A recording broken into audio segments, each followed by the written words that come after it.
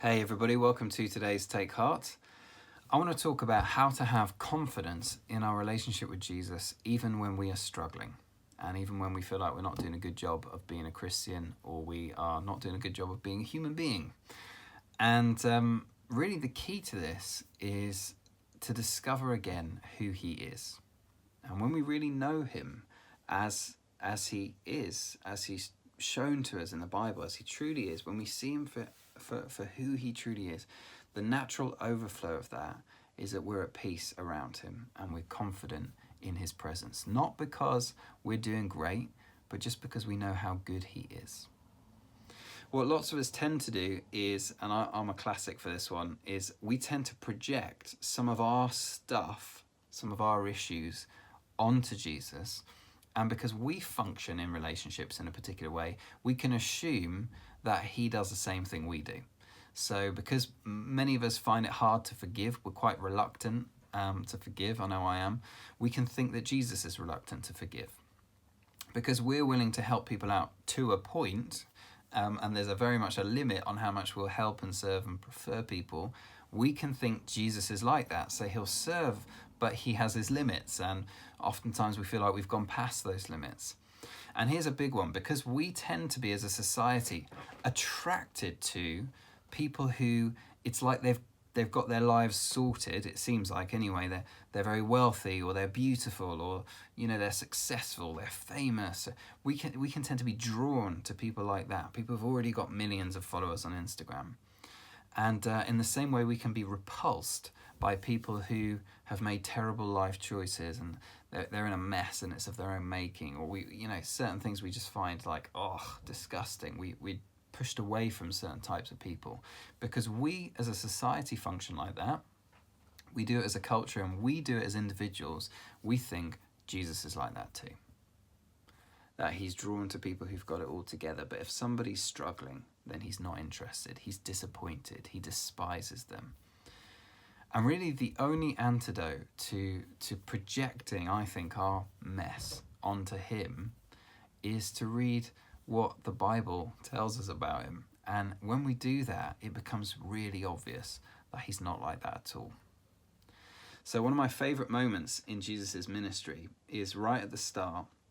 In Luke chapter 4, he stands up in a synagogue and he reads from the prophet Isaiah. And really, this is the firing gun going off on his ministry. It's like him announcing what his manifesto is. This is what I'm going to do. This is what I am here for. And he says this, Luke chapter 4, verse 17. "The Spirit of the Lord is on me, because he has anointed me to proclaim good news to the poor. He has sent me to proclaim freedom for the prisoners and recovery of sight for the blind, to set the oppressed free, to proclaim the year of the Lord's favour." That's what he's here to do. And just look at the goodness of those things. Good news to the poor, freedom for prisoners, sight for the blind, setting free of the oppressed, proclaiming the Lord's favour, which is just basically the grace of God for everybody, announcing that that is what's happening. Think of the goodness of that. That's his mission. But do you know what hit me just between the eyes the other day? I'd never really thought about this. It's not just that that's his mission. It's not just that that's what he's here to do. It's that that's what he longs to do. That's what he wants to do. That isn't just his mission, it's his desire. And understanding not just Jesus' actions, but the heart behind the actions, the heart of Jesus, is the key to really, I think, knowing him. Think about it like this. Imagine Mike, announced, I don't know, on Take Heart, the next Take Heart he does, "I am going to cook." This is a statement of what I'm going to be doing in the next week. "I am going to cook just huge quantities of sumptuous Greek food. I'm going to be cooking lamb. I'm going to be cooking macaroni di forno. I'm going to be cooking whatever else. I'm going to cook all this incredible Greek food." We know, I think, most of us now, that if Mike were to say, "This is what I intend to do," that would also be, in that particular instance, what he longs to do. That would be what would bring Mike to cook massive amounts of Greek food and to eat lots of it himself, but also give it to other people and see them enjoy it. That would be something that would bring deep satisfaction to the very core of Mike, because it's right there in his heart. He wants to do that. Jesus is making a statement not just about what he's been sent to do and is going to do, but about what he longs to do. And another little moment that gives us a glimpse into his heart is in Matthew chapter 8. There's a guy with leprosy who comes to Jesus and he says to him, "If you are willing, you can make me clean." And Jesus' response is, "I am willing, be clean." He doesn't just say, "Be clean," and heal the guy. He says, "I am willing." Just those 3 words are worth just meditating on. The word for willing is desire. So the leper says to him, "If you desire it, you can heal me." And Jesus says to him, "I do desire it. It is my deepest desire to set you free from that which binds you." And time and again, we see that this compassion is what drives his actions. It compels him. It's almost like he can't help himself. So compassion is what we're told causes him to heal the sick and to cast out demons. Compassion is what makes him feed the crowd at the feeding of the 5,000. Compassion is what causes him to teach the people, to proclaim good news to the poor. It's compassion that compels him when he sees a widow who's lost her son, her only son, to say, "Do not weep," and to raise him from the dead. And when Jesus weeps, and he's only recorded as crying twice in the Gospels, both times it's not for himself that he's crying, it's for others. It's his heart is broken for other people's suffering. So it's the tomb of Lazarus, where he sees Mary, Martha, and the rest of the funeral. And on the edges of Jerusalem, where he understands what's going to happen to the city, that his tears fall. So you see, as you just read the stories, for me, it's just like, oh my word, how have I missed how obvious this is for so long? His heart is towards the struggling. It's not away from them. He's not repulsed by people's need and by people's issues and by people's incurable, and in that culture, unclean diseases. He's not repulsed even by people's sin, although sin, he hates it and it sent him to the cross. Sinful people do not repulse him. He is drawn to them. This is his heart. This is what he's like. He's not like me. He's not like you. He's like he is in the Bible. That's what Jesus is like. And so seeing that afresh, do you know what that means for me? And I think it would mean the same for any of us, is that we can sit in his presence, confident in his love, even though we are struggling.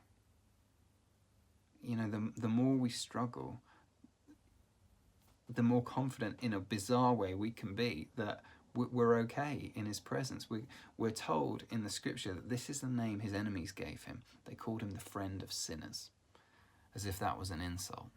And it was an insult to him, but he wore it as a badge of honor. My qualification for being in his presence is, do I fit that description? And my answer is yes. And that doesn't mean I just get relaxed about sin, but it does mean I can be confident that he loves me, that he's my friend. We don't need to get our lives together, get it sorted, and then come to him. We come to him just as we are, and especially we come to him just as we are when we're struggling and we're finding things hard and we are low functioning and we're losing our temper and we're getting stressed with everybody and we're really not being very good Christian in our understanding of whatever that means at all. That's when we come just as we are to the friend of sinners and to the one who has compassion on the broken, and we can be at peace in his presence. Here's the other thing that I'll finish with. It's a joy to him to help us. It's a total joy. That's how good he is.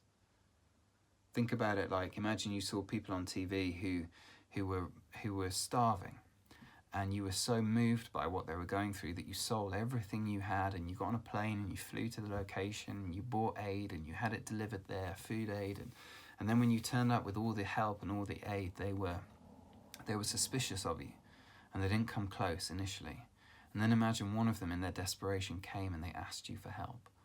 What would ignite in you in that moment had you gone through all of that to help them? Joy, probably. That's the very reason I've come. That's why I've sacrificed everything to get here with this, to help you, please take the help. It's a joy to me to give it to you. That's what ignites in Jesus. We're told when a single sinner repents, there is a party in heaven. There's joy. Oh my word, you've finally come for the help that I so long to give you. When we come to him weak, broken, with tears, ashamed, when we just come desperate, knowing we need help and knowing we have nothing to offer, we receive his blessing, and it's a joy to us. But astonishingly, it's an even greater joy to him to help us. If you're struggling, Jesus is understanding, and he's the only person I think we can be around to this extent where we can have total confidence in his love. God bless you.